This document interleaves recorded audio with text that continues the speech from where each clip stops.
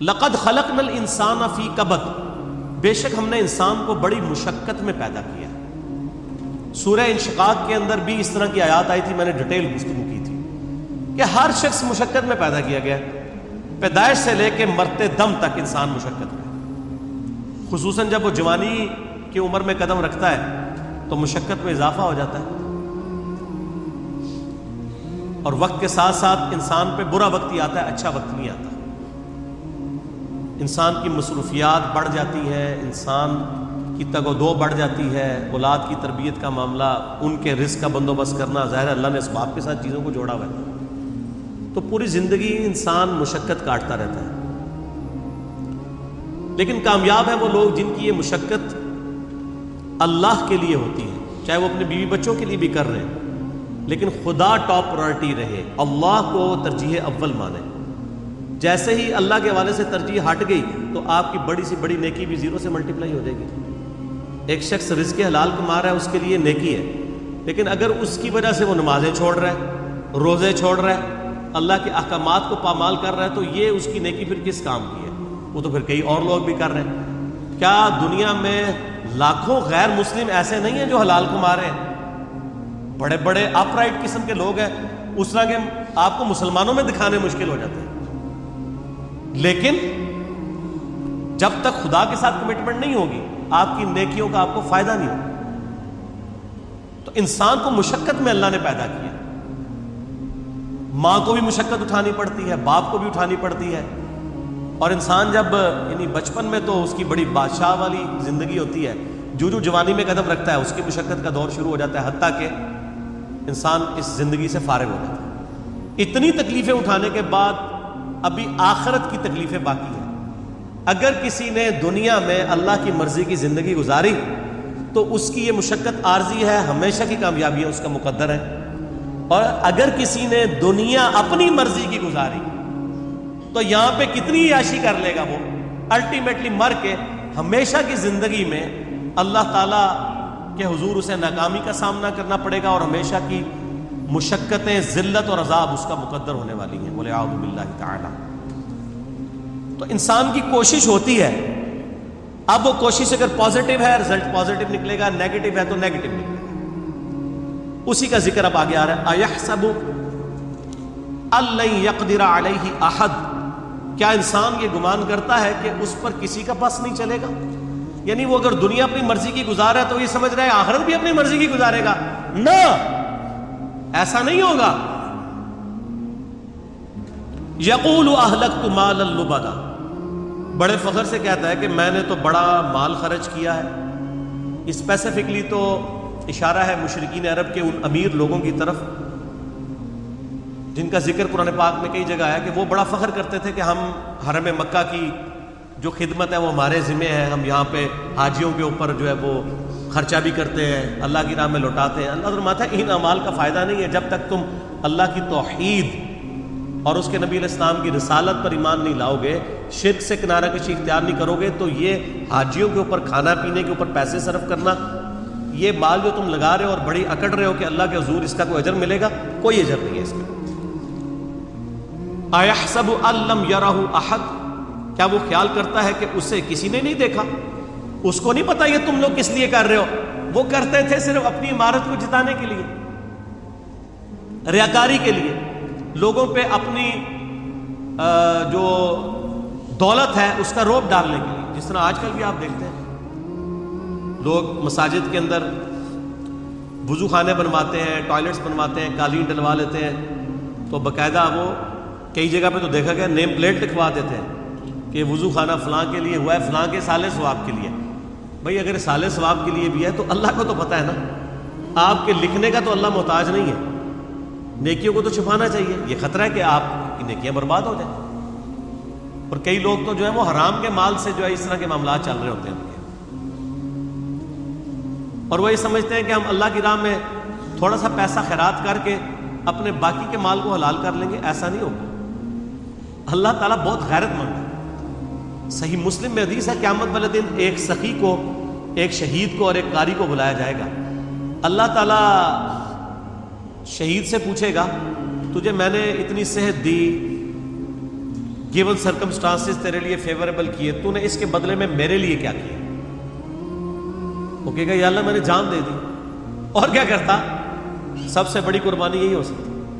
अल्लाह फरमाएगा तूने जान इसलिए दी ताकि लोग तुझे कहें बड़ा बहादुर है, तो तुझे दुनिया में लोगों ने बड़ी तारीफ की थी, तुझे दुनिया में अजर मिल चुका है इस रियाकारी का, औंधा मुंह करके दोज़ख में डाल दिया जाएगा। बोले औज़ु बिल्लाहि तआला अल्लाहुम्मा अजिरना मिनन्नार, आमीन। सखी से अल्लाह पूछेगा तुझे इतना माल दिया था, तूने मेरे लिए क्या किया? कहेगा या अल्लाह मैंने इतना सदका और खैरात किया तेरे इल्म में, हत्ता कि मैंने मस्जिदों में नेम प्लेट भी अपने नाम की लगवाई है, तुझे नजर नहीं आती वो प्लेटें? ये मैं कह रहा हूं उसकी एक्सप्लेनेशन।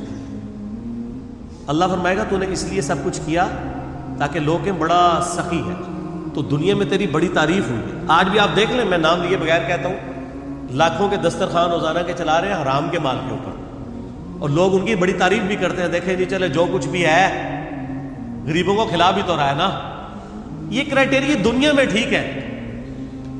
ये फरजाना डाकू वाला मामला जो है ना, वो कि भी एक डाकू वो अमीरों से लूट के गरीबों की मदद करता था, ये फिल्मों में अच्छा है, अल्लाह ताला के लिए नहीं है। अल्लाह तो एक किसी भी क्रिटिकल रीजन की वजह से जीरो से मल्टीप्लाई कर देता है सब कुछ।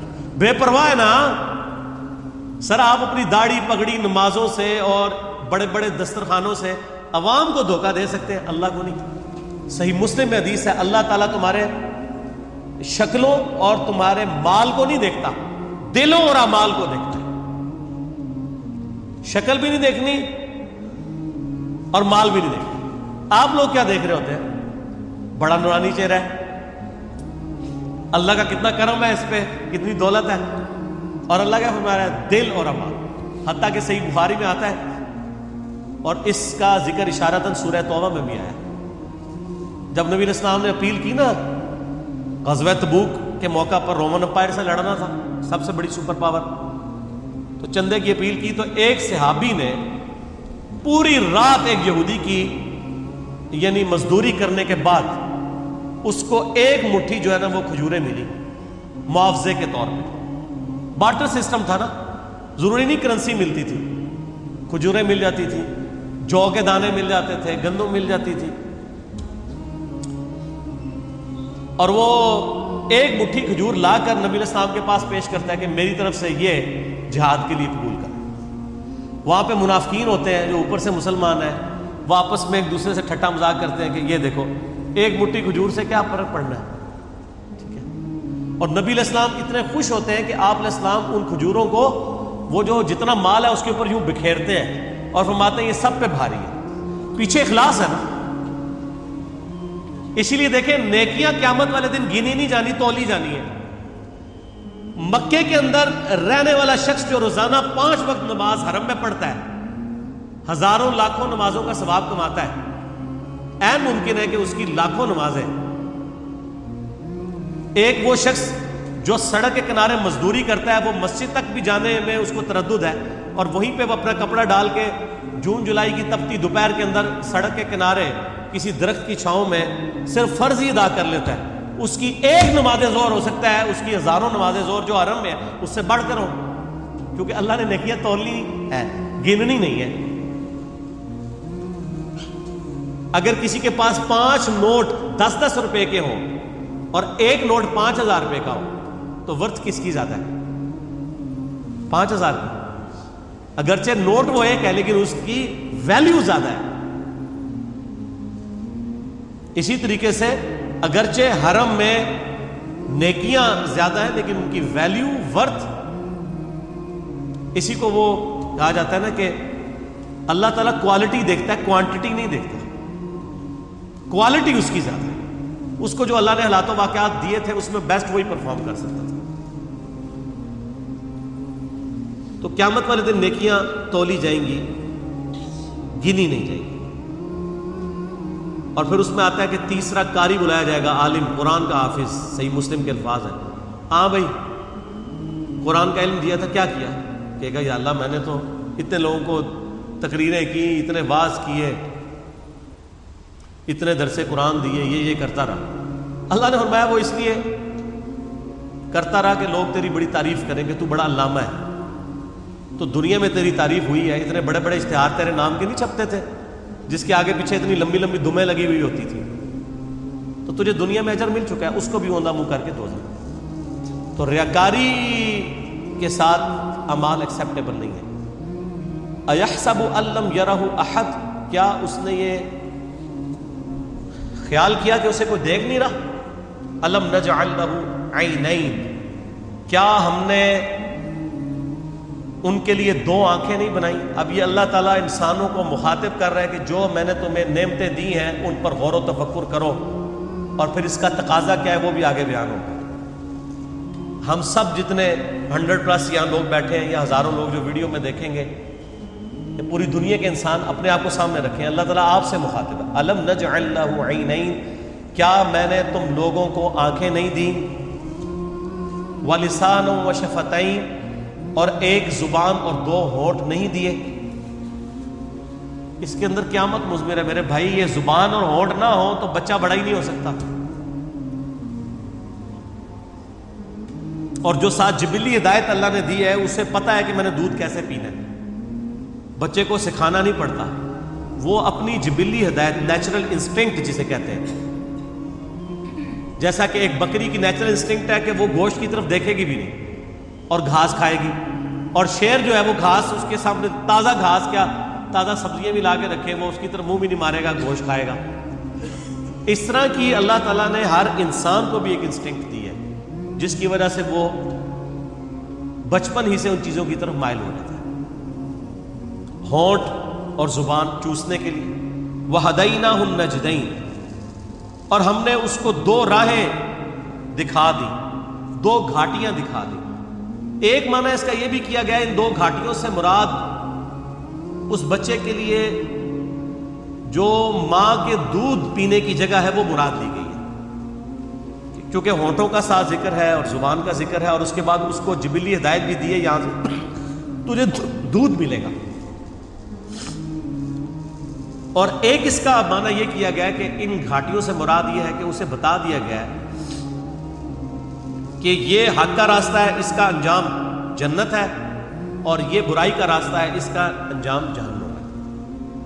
اِنَّا هَدَيْنَاهُ السَّبِيلَ إِمَّا شَاكِرًا وَإِمَّا كَفُورًا, ہم نے ہدایت کا راستہ دکھا دیا ہے, چاہے شکر گزاری کی روش اختیار کرو خواہ نہ شکری کی.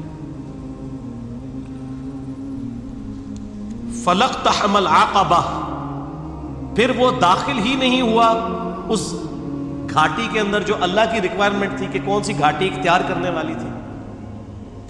وما ادراک ما العقبہ, اور تمہیں کیا پتا ہم کس گھاٹی کا ذکر کر رہے ہیں. فک رقبہ, وہ گھاٹی ہے غلاموں کی گردن کو چھوڑانا. میں اکثر کہتا ہوں کہ یہ جو مال خرچ کرنا ہے نا, یہ اللہ تعالیٰ کو اتنا محبوب ہے کہ قرآن حکیم میں نماز کے پہلے ہمیشہ اللہ کی راہ میں صدقہ کرنے کا ذکر آیا ہے.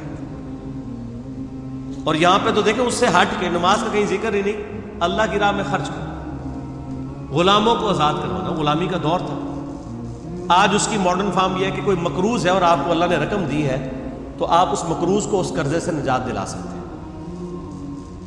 او اطعام فی یوم ذی مسغبہ, یا بھوک والے دن قحط کے عالم میں کسی بھوکے کو کھانا کھلانا.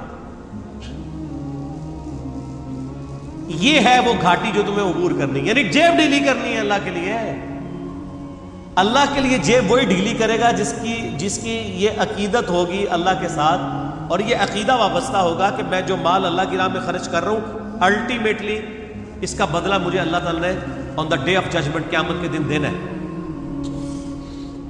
دنیا میں تو اگر آپ سے گورنمنٹ کہے کہ آج 10 روپے خرچ کرو, ہفتے بعد 1 لاکھ روپے لے لینا, تو سب لوگ کہیں گے جی ہمارے پاس تو کافی پڑے ہوئے گھر, یہ بھی لے لیں. اور لاکھ کے ساتھ ڈبل شاہ کے کئی واقعات آپ کے ملک میں نہیں آتے. اور اللہ کیا فرما رہا ہے سورہ البقرہ میں, 700 گنا تک کر کے لوٹاؤں گا. 700 گنا. اور یہ فرمایا جس کے لیے جاؤں گا اس سے بھی زیادہ اس کے لیے لوٹا دوں گا. اتنا بڑا پروفٹ تو کوئی بھی نہیں دیتا. اور اس دن جس دن کی کرنسی صرف نیکی ہے قیامت کے دن, قرآن حکیم میں کئی جگہ آیا نا, اگر کسی شخص کو یہ اختیار دیا جائے کہ اس زمین اور اس کے مثل اور سونا پوری زمین جتنا سونا بھی خیرات کر دیا جائے تو کہے گا یا اللہ میں خیرات کرتا ہوں مجھے دوزخ سے رہائی مل جائے. تو یہاں تو اللہ تعالیٰ آپ سے اتنا بڑا سونا ڈیمانڈ نہیں کر رہا. گیون سرکمسٹانسز میں جو جتنا افورڈ کر سکتا ہے اللہ کی راہ میں خرچ کرے. بھوکے کو کھانا کھلانا, اور یہ کھانے کھلانا چاہیے. آج کل یہ جو بھوکے جعلی قسم کے پھر رہے ہیں نا زیادہ تر, ان کو بھی جو ہے نا ایڈریس کرنے کا بڑا آسان طریقہ ہے. جو کہتا ہے نا جی میں نے روٹی کھانی ہے مجھے 10 روپے دیں, اس کو کہ چلو روٹی کھلا دیتے ہیں, آؤ ہوٹل پہ بیٹھو کھاؤ روٹی, پیمنٹ کر دوں گا. وہ بیسیکلی پیسہ مانگنے کے لیے انہوں نے ایک جو ہے ذریعہ اڈاپٹ کیا ہوا ہوتا ہے. انہوں نے وہ روٹی نہیں کھانی ہوتی ہے, وہ پروفیشنل ہوتے ہیں. لیکن یہ یاد رکھیے گا قرآن حکیم میں ایون اگر کوئی پروفیشنل بیگر بھی, کوئی بھکاری آپ کے پاس آ جاتا ہے, آپ کو یہ اجازت نہیں کہ آپ اسے ڈانٹیں. آپ ڈانٹیں گے نہیں اسے, بلکہ آپ اس کو جو ہے وہ پیار محبت کے ساتھ جو ہے وہ اس کے راستے کے اوپر چلا دیں گے. اسے کہیں گے بھائی اللہ تعالیٰ آپ کی مدد فرمائے. ڈانٹنے کی اسلام میں اجازت نہیں ہے. اگر آپ پیسے نہیں دے سکتے تو یہ حق آپ کو کس نے دیے کہ آپ کسی کو ڈانٹیں؟ آپ نے کیا اس شخص کو خریدا ہوا ہے کہ آپ اسے ڈانٹیں گے؟ کوئی آتا ہے آپ اس کو دعا ہی دے دیں کہ اللہ تعالیٰ آپ کی اس پریشانی کو دور فرمائے. اور اگر کوئی روٹی کا طلبگار ہے اور آپ کھلا سکتے ہیں تو ہوٹل پہ اس کو لے جائیں, کھلا دیں.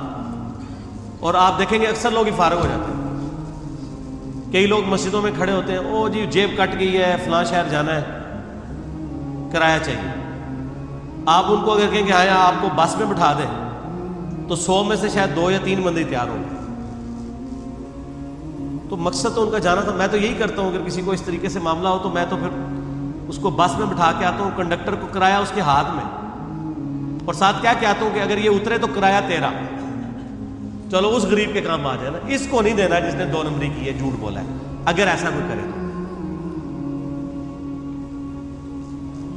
یتیمن ذا مقربہ, یا یتیم جو کہ رشتہ دار بھی ہو اسے کھانا کھلایا جائے. او مسکینن ذا متربہ, یا مسکین جو ہے جو خاک نشین ہے, مٹی پہ بیٹھنے والے جن کے پاس جگہ بھی نہیں ہے, ان کو کھانا کھلانا. یہ اللہ تعالیٰ کے حضور نیکیوں میں سے ایک نیکی ہے. ثم كان من الذين آمنوا وتواصوا بالصبر وتواصوا بالمرحمہ, پھر اس کے بعد ایمان والوں سے جو ایک دوسرے کو نصیحت کرتے ہیں صبر کی, اور ایک دوسرے کو رحمت کی نصیحت کرتے رہتے ہیں. دیکھیں اللہ کی راہ میں صدقہ اور خیرات کرنے کے بعد اللہ تعالیٰ نے ایمان لانے کا ذکر کیا ہے, اور اللہ کی راہ میں جو صبر و استقامت ہے اس کا ذکر کیا ہے, صرف امپورٹنس بتانے کے لیے کہ اللہ کی راہ میں جیب ڈھیلی کرنے کی کتنی امپورٹنس ہے. ایمان لانے والے, صبر اختیار کرنے والے, اور صبر کی تلقین کرنے والے. یہ تو خیر ڈیٹیل آگے سورۃ العصر میں آئے گی نا, جو 4 کامیابی کے لیے شرائط ہے, ان میں آخری 2 شرائط یہی ہیں کہ آپ نے حق بات کی تلقین کرنی ہے اور صبر کی تلقین کرنی ہے. اولئک اصحاب المیمنہ, یہی وہ لوگ ہیں جو قیامت والے دن دائیں ہاتھ والے ہوں گے, یعنی ان کا نامہ اعمال ان کے دائیں ہاتھ میں دیا جائے گا. والذین کفروا, وہ جو انکار کرنے والے ہیں, ناشکری کرنے والے ہیں, بآیاتنا, ہماری آیات کی, ہم اصحاب المشأمہ, وہ لوگ ہوں گے بائیں ہاتھ والے. علیہم نار مؤصدہ, ان پر قیامت کے دن آگ چھا رہی ہوگی. والعیاذ باللہ تعالی, اللہم اجرنا من النار, آمین. یہ قرآن کا اسلوب ہے کہ جب بھی اہل ایمان کا ذکر ہوتا ہے نا تو ساتھ ہی ساتھ فاسقین کا اور اہل جہنم کا بھی ذکر ہوتا ہے. اہل جنت کا ذکر ہوتا ہے تو اہل جہنم کا بھی ذکر ساتھ میں ہوتا ہے, کیونکہ دونوں چیزیں پیرلل میں ہیں. صرف یہ نہیں ہے کہ میٹھی نیند آپ کو سلا دیا جائے, تصویر کا دوسرا رخ بھی دکھایا جاتا ہے کہ بھائی بڑے معاملات سخت